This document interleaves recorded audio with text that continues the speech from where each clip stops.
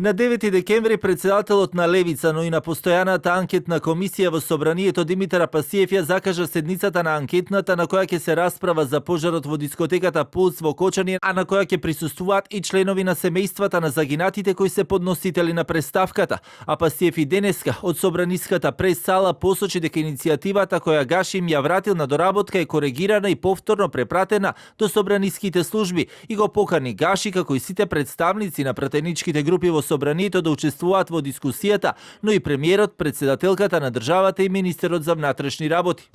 Ова циркуларно писмо мое е доставено до сите членови и заменици на постојаната анкетна комисија и како поканети се дополнително собранискиот председател, подпредседателите, координаторите на пратенички групи, премиерот, министерот за внатрешни работи, председателот на Република Македонија и подносителите на представката. Тоа значи дека и подносителите на представката ќе имаат право да се обратат на оваа седница. За да не настане конфузија во јавноста, ова не е надзорна, ниту е јавна расправа, туку е редовна седница, тоа е специфичен вид на седница на комисијата кога таа постапува по представка на здруженија или на граѓани. Со реакција дека е потребна анкетна комисија, денеска се јавија и од вреди од каде велат дека анкетната комисија мора да ги открие вистините за сите трагични случаи. Коалицијата Влен целосно го поддржува формирањето на анкетна комисија бидејќи со години граѓаните беа оставени без одговори и манипулирани. Оваа практика мора да заврши. Нашиот став беше